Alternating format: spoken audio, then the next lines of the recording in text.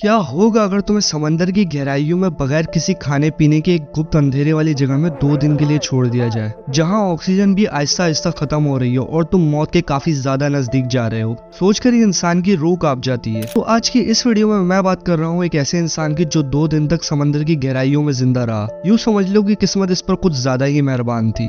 वैसे तो समंदर का पानी काफी ज्यादा खूबसूरत लगता है ना, लेकिन जैसे ही इंसान इसकी गहराई में जाता है वैसे ही इसका ये ख्याल खौफ में बदल जाता है। एक ऐसा खौफ जो कि मजबूत से मजबूत इंसान को भी डरा सकता है। तो चलो बगैर वक्त को जाया किए वीडियो की तरफ चलते हैं। Right, let's get that head on his head so we can reduce the CO2 please. I want to keep calm, okay? Are you feeling okay? Are you sore? Have you got any injuries?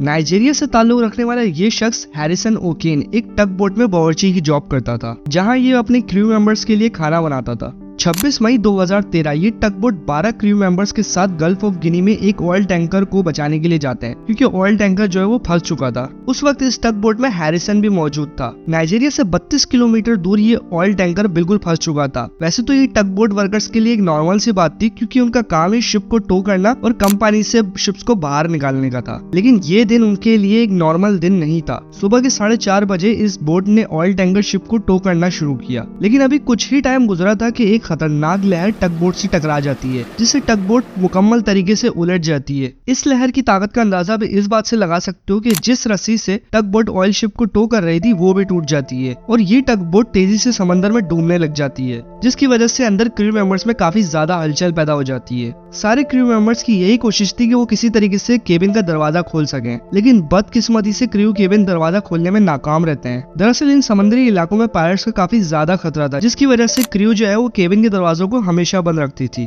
लेकिन अफसोस इस बात का है कि ये दरवाजे pirates से तो बचा सकते थे, लेकिन पानी के तेज प्रेशर से नहीं। लेकिन यहाँ पर एक खुशकिस्मती भी है, और वो खुशकिस्मती ये है कि हैरिसन इस केबिन से निकलकर वॉशरूम गया होता है, लेकिन इस झटके की वजह से वो भी काफी ज्यादा बुरी तरीके से वॉशरूम की छत से टकरा जाता है। अभी वो होश संभाल ही पाया था कि वॉशरूम में पानी तेजी से बढ़ने लगता है, जिससे घबराकर हैरिसन वॉशरूम के दरवाजे को खोलता है तो ये तेज पानी का प्रेशर उसे दूसरे वॉशरूम में ले जाता है, जहाँ एक एयर पॉकेट था। अब जिनको नहीं पता उनको बता दूं, एयर पॉकेट बेसिकली एक ऑक्सीजन का पॉकेट होता है, जहाँ पर एक लिमिटेड टाइम के लिए ऑक्सीजन होती है। लेकिन इस एयर पॉकेट में इतना ज्यादा अंधेरा था कि हैरिसन को कुछ भी दिखाई नहीं दे रहा था। बस उसे इतना पता था कि वो एक एयर पॉकेट में है और यहाँ पर ये बोट जो है 100 फीट नीचे समंदर में डूब जाती है और बिल्कुल सन्नाटा छा जाता है। यहाँ हैरिसन बिल्कुल तनहा इस अंधेरे एयर पॉकेट में होता है और उसे ये लगता है कि उसके क्रू मेंबर्स उसे मरने के लिए यहीं छोड़कर चले गए हैं, लेकिन हकीकत में तो सारे क्रू मेंबर्स मर चुके थे। जैसे तैसे करके हैरिसन यहाँ से निकलने का फैसला करता है और हिम्मत करके वो एक ऐसी जगह चले जाता है जहाँ पर इससे थोड़ा बड़ा एयर पॉकेट था, और ये एयर पॉकेट टग बोट के इंजीनियर का ऑफिस था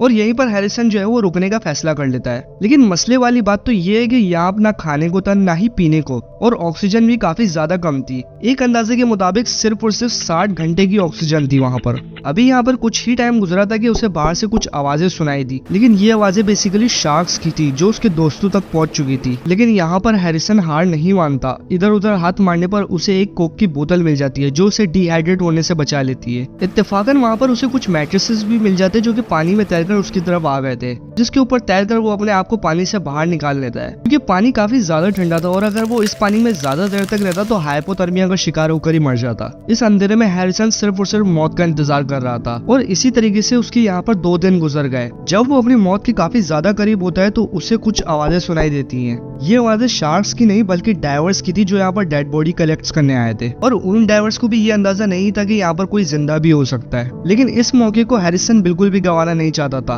वो इस बोट की बॉडी को काफी ज्यादा तेजी से मारना शुरू कर देता है ताकि ये आवाजें डाइवर्स सुन लें, और लकीली होता भी यही है। यहाँ हैरिसन की खुशी की इंतहा नहीं रहती जब एक डाइवर उसके सामने पानी से निकल कर आता है। उस डाइवर के मुताबिक हैरिसन की कंडीशन काफी ज्यादा खराब थी, क्योंकि उस एयर पॉकेट में ऑक्सीजन के कम होने और नाइट्रोजन के ज्यादा होने से हैरिसन बस मौत के काफी ज्यादा करीब था। यहाँ डाइवर्स हैरिसन को ऑक्सीजन मास्क पहनाते हैं और ऑक्सीजन लेवल सेट कर देते हैं। लेकिन कहानी यहाँ पर अभी भी खत्म नहीं हुई, क्योंकि हैरिसन को समंदर से फौरन बाहर नहीं निकाला जा सकता था, क्योंकि ऐसा करने से बॉडी का प्रेशर चेंज हो जाएगा और हैरिसन का हार्ट भी फेल हो सकता था। इसीलिए एक डाइविंग बेल मंगवाई गई और और उसके जरिए हैरिसन को बाहर निकाला गया। बाहर निकलने के बाद भी हैरिसन को इस डाइविंग बेल में 2 दिन तक रखा गया और इसके प्रेशर को आहिस्ता आहिस्ता कम किया गया और इन 2 दिनों के बाद जो है हैरिसन बिल्कुल नॉर्मल हो चुका था। होश में आते ही हैरिसन ने पानी में वापस जाने से साफ इनकार कर दिया और आज भी उसको इस हादसे के बैड ड्रीम्स आते रहते हैं, जिसकी वजह से वो वापस समंदर में जाने से काफी ज्यादा घबराता है। तो उम्मीद करता हूँ कि आपको ये वीडियो काफी ज्यादा पसंद आई होगी और इस वीडियो का आप भरपूर सपोर्ट करोगे।